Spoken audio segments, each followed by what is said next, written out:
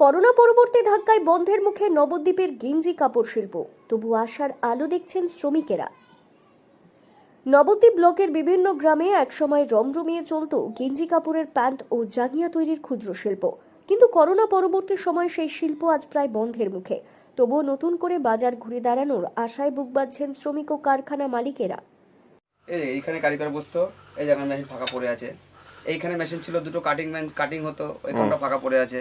আচ্ছা, ওইখানে মেশিন ছিল, ওটা বিক্রি করে দিয়েছি ওই যে কোনাতে। আচ্ছা, তারপরে এই যে এখানে মেশিনটা ফাঁকা পড়ে আছে, এই যে দেখতেই পাচ্ছ, একদম দেখে বোঝা যাচ্ছে তো পুরো পরিষ্কার পড়ে আছে।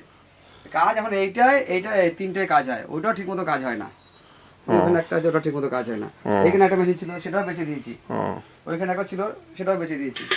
ওই উপরে মেশিন পড়ে আছে, ওখানে উপরে মেশিন পড়ে আছে, ফাঁকা মেশিন, কাজ হয় না।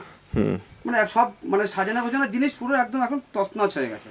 নবদ্বীপ ব্লকের মাঝদিয়া পানশিলা গ্রাম পঞ্চায়েতের গাজনতলা পূর্বপাড়ার বাসিন্দা সজল দেবনাথ প্রায় 20 বছর আগে কলকাতার উল্টোডাঙ্গা থেকেই কাজ শিখে নিজের গ্রামে কারখানা গড়ে তোলেন।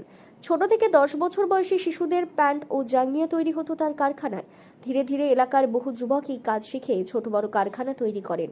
চর মাঝদিয়া, চর ব্রহ্মনগর, স্বরূপগঞ্জ, ফকিরতলা ও মহেশগঞ্জেও ছড়িয়ে পড়ে এই শিল্প। বিহার, উড়িষ্যা, আসাম, মালদা সব বাইরে বাইরে যায় মাল, সব মাল বাইরে যায়, আমাদের বাইরের রাজ্যে যায়। ঠিক আছে, আমাদের সব মাল বাইরের রাজ্যে চলে যায়, প্রচুর বস্তা বস্তা মাল যায়।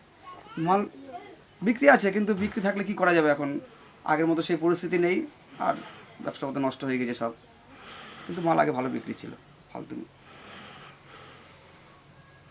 অবস্থা।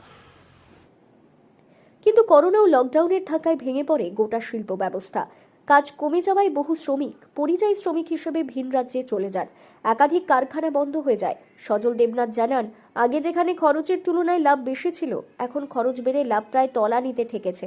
শ্রমিকের অভাব ও যাতায়াত খরচ বৃদ্ধিও বড় সমস্যা হয়ে দাঁড়িয়েছে। বর্তমানে মাত্র 2-3 জন শ্রমিক নিয়ে কোনো রকমে কারখানা চালাচ্ছেন তিনি। শ্রমিক বিজয় দেবনাথের কথায়, সকাল থেকে রাত পর্যন্ত কাজ করেও ঠিকমতো মজুরি মেলে না। তবু এই কাজ ছেড়ে অন্য কিছু জানি না।